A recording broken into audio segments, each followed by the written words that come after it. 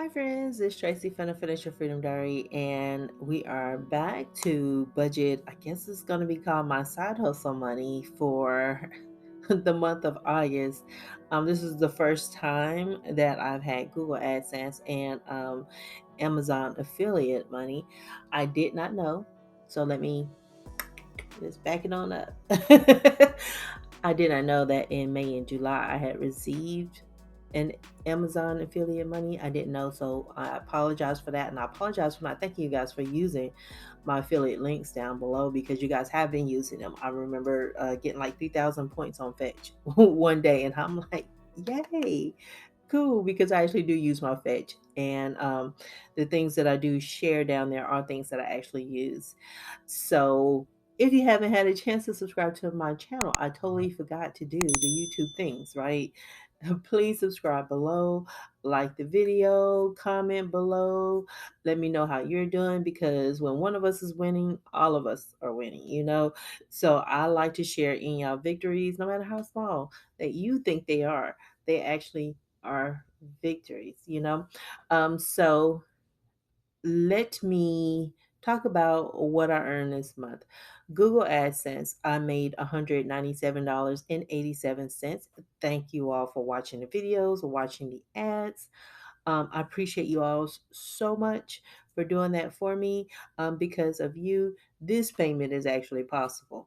Amazon affiliate payout for May was $10.41.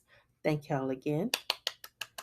And Amazon affiliate for July was $12.51.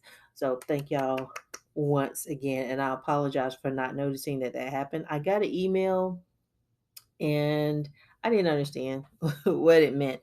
But the total income for my side hustles is $220.79. So I like to set aside 30% just to make sure I pay my quarterly taxes. And I'm going to take all the change. So $66.79 is going to be set aside to pay my quarterly taxes, because you guys know I always owe in April. And then $154 is going to be making the debt payment for today. But thank y'all so much. I sincerely, sincerely, sincerely appreciate all of you. If you notice, I'm wearing the same shirt. Yeah, I got to record early in the morning, and I have a lot of work that I need to do, and I got to do it while it's cool, and plus before my internet tries to do anything janky too. So if it ain't one thing, it's something else. So let's look at my account summary. My payments and billing. You can see the last payment that posted, which was 1813. That was on August 14th. So woohoo! And you can see my new balance is $8,640. I like to make sure y'all see that and y'all check all of the things. So you see, I'm not trying to pull a fast one on you. So let's go into the loan details, and we are going to get into this last loan. So S13, you guys, is finally showing the status as paid in full. Yes, that does a doozy on my credit. It dropped it like 20 points. It'll go back up. It'll go back up. But yeah, paying these things off. Yeah. And plus, like the length of time of my debt and stuff is shortening because these are dropping off. And I'm not. I regret nothing, to be honest, because it's like I'm not keeping this crap around for that. Um, so you can see what my original balance was, which was $12,000. What I currently owe, $86.40, and my monthly payment, which is $86.86. Whenever that starts back up. So I am going to scroll on down to make a payment on this loan. I really could go through the payments and billing screen and just make a payment because I only have the one, and it's only going to post to this one particular loan. This is what I'm used to, and it's just easier to go this way. Just do the things I've always done. If it ain't broke, don't fix it. So I'm posting a payment for $154. So yay! That is super fantastic, y'all. That is super fantastic. Thank y'all so much. Um, I do my best with YouTube. I can't wait to be debt free so I can pay someone to do what you call those things, the intro videos and all that other stuff, because that is not my forte, y'all. That is not my forte. I'm a project manager, web application developer. I do that at my full-time job, but I do not do the kind of content and the quality that I see in some people's videos is immaculate. So I am going to rejoin you guys on the confirmation page because I think like part of my checking account is stored in here and I don't want to reveal anything that I shouldn't on YouTube. All right, so that has posted. So there we go. We're going to return to the account summary. And just to make sure that this is showing on the payments and billing side of things, and there it is. I don't know why I double check that area all the time. I just do. I'm trying to remember why. I think I've had some issues in the past with this because FedLoan has improved their site a lot over these past 4 years that I've been focused on paying these off and paying all my debt off. This site has gotten so much better. I'm in the view payment history for a reason. For a reason. Just so I can show you guys what's the principal amount that I've paid so far, the interest that I've paid in my total. And this is just to this one loan servicing provider. I paid $83,984.45 and $22,294.31 for a total of $106,278.76. And that's not over these past 4 years. This is the length of time that they had my student loans. And I want to say it goes back to 2000 and maybe 14 or 15, something like that, maybe beyond that, but not, they weren't my first one. I am looking for specific transactions so I can show you guys what capitalized interest looks like on a loan and how it looks in the payment history. So what I did was I changed the time frame to all, and the transaction type is still on transactions and payments, and I just applied those filters. I know because I had looked this up, so I could save some time, that is on, I think, page 6. And so I was telling you guys about the time that I called them just so I can get back to the standard payment. And I was told to fill out these applications. And I did it not once, but twice. And it triggered them to capitalize my interest. Um, did it move because I made that payment? Because, yeah, I'm one page off. Look at here, look at here. But it triggered each time I did that. And then when they sent me that bill, it triggered that capitalized interest thing to hit. And each time that young lady told me, don't make a payment. And I said, I don't have a problem with making a payment. I just wanted to go back to 864. She was like, oh, you don't have to while we are doing this application. And so that's why I kind of think that there's some kind of something they get for encouraging this, but here they are. Let's see if I can get both of them on the screen here. Yeah.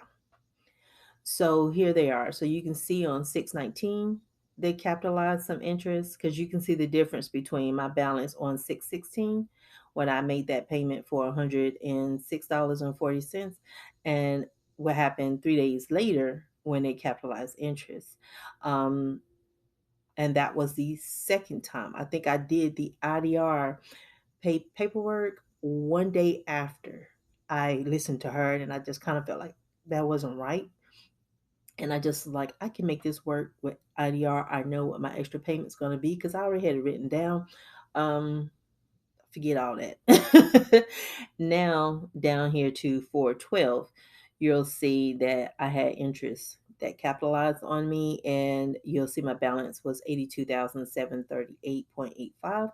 But on 44, after I made a payment of $600, my balance was 82,600 and $28.67. I don't remember the exact date, but I do remember calling them and talking to her in April and her saying not to make any payments, not to do this. And I knew, I was like, I got the money. It's not that, because all I had left was my student loan and my car loan. And I was just like, I might as well just go ahead and just pay the full payment. And this one right here is the one that you can see a marked difference. But imagine if I had not paid that $600 payment in between there. So any of the interest from here, so that was 253.93. And sorry, I'm scrolling down. So what did I say? 253.93. And the interest they actually capitalized. If I had listened to her, so 110.18. So they could have capitalized $364.11 to my student loans, but instead they were only able to capitalize $110.18. So I don't know in that application that I did if I had put the account in forbearance or something inadvertently because I listened to this person, but that was the consequence. That it could have been worse than what it was. And so what I did by going in and putting in that $600 payment, I actually mitigated how much they could have added that one time. Um, and we'll go up and look at this other one because you got to remember I called her back. You send me a $5,000 bill, and I'm like, that's more money than I actually took home at that time because I don't think I had got my promotion at that time. And so we're doing the thing again. And so I made one payment for 350, and then I made another one in May for 900, and then 800, and then 106. But you can see now, because I'm chunking these payments in there, it's $44.14 capitalized. So there's a difference in when they do this kind of stuff and when they add that money to your principal. So we're going to get to the very worst one out of the bunch. I want to see if it's still on page 11. And yeah, I looked this up because, y'all know how I am. I want to give you facts and not my feelings about things. So here, back in 2017, you said I'm making my base IDR payment, and at that time it was 146.08. And I was not covering any kind of interest, any principal. I'm sorry. All of my payments was just going to the interest, and so I know what it's like to be in that place where nothing is going to your principal, and so the loans just feel like they're just growing and growing. And this amount right here just represents the principal. It does not represent what interest is outstanding. So here, what happened? I think in March my paperwork was due for me to recertify, and I feel like I didn't do it. I feel like I forgot, and what by forgetting, I'm kicking myself out of the IDR, so I didn't turn in my paperwork on time, um, and then that triggered the interest to capitalize. And you can see the difference. It went from 83, the principal, from $83,725.71 to $91,299.16. So all that interest had just been sitting out there. $7,573.45 was added to my principal. So that's why I shared this with you guys. So that way you can be an active player in the game. You know what I'm saying? You can't win at the game if you're not participating. And I wasn't even participating before, I didn't even know until that happened. And then I got the shock of a lifetime because it's around May when I log in and I see that I owe $90,000. I'm like, what? What the heck? Where'd that come from? Like, and I'm trying to figure this stuff out. And I had to go digging and looking. And then when 2019 happened and I saw what actions I took that triggered this stuff and the advice I got when my question was, how do I get back to the standard payment? Because what I was trying to pay you guys was really this 884.94. That's what I was trying to get. And what I got was really bad advice when I called in. But you could see when my payment went up to 423.74. how much I was starting to put some money to the principal on a handful of my loans. There was 20 of those bad boys. It was 20. So like what, 1, 2, 3, 4, 5, 6? Yeah, so 6 out of 20, I was actually paying towards the principal. The rest, I wasn't touching the interest at all. And that was current month interest. That was, let alone what was building back up on me. And so I just had to learn how to do it. And I tackled mine one at a time. Because everything was kind of overwhelming, but I came up with what I would do. And so when I made the cuts, so like I stopped participating in the company's employee stock purchase program. When that money came back to my check, it was like, okay, I'm going to use this. I think it was 100 and something bucks. I'm going to use that to put to the interest. And I went reverse order. I said the highest, the biggest student loan, which is actually the loan I'm paying off right now. Once I got that cut up, no, not cut up, but once I got that caught up and I figured out how to maintain every month, I took the balance and applied that to the next one in line. So that's what I did. I kind of reverse snowball that thing. And I was just trying to find little areas where I can cut out that wouldn't drive me nuts in my whole budgeting process. Um, like if I need a hobby, so I'm just keeping certain things. I'm going to have this amount of money and I can do whatever I want. If I need to cut back on eating out and stuff, because that was really bad. Because I hate cooking. Cooking is not my thing. I can cook, but I don't want to. And so I had to find ways to say, okay, I can do this for work, but let's reduce what I'm doing at home and leave that to certain occasions where I go out and stuff like that. Um, that is the type of stuff I did. And every time I'm getting, let's say I get a bonus or I'm getting a raise, this is what I'm going to do with that money. And I had that plan before the money came to me. So that way, when I got it, I knew exactly how to execute that. Because I found that in my case, if I waited, I typically would mess up the money. So, and lose the opportunity because some things only come once. But anywho, I just wanted to show you guys that and to kind of show you, put the facts behind it and let y'all look at my account, but be honest about what part of that was really mine. And one part of it was that I thought I knew and I didn't trust myself. That all I had to do was nothing. That would have triggered the interest to capitalize, but I would have got the payment I wanted. It wouldn't happen twice. I would have got the payment happy because I still would have done the same payments. I still would have been doing the same thing. I had no problem with making my payments, but like it was part of that was me not trusting myself and me and how I was feeling at that time. And it's work. It's a lot of work. A lot of work, but I wanted to show you guys that. Sorry for making this video so long. I will talk to you guys again on Thursday. I think I'm closing out my sinking funds on Thursday. But you guys have a super fantastic day. If you haven't had a chance to subscribe to my channel, please do so. And I will talk to y'all later. Bye.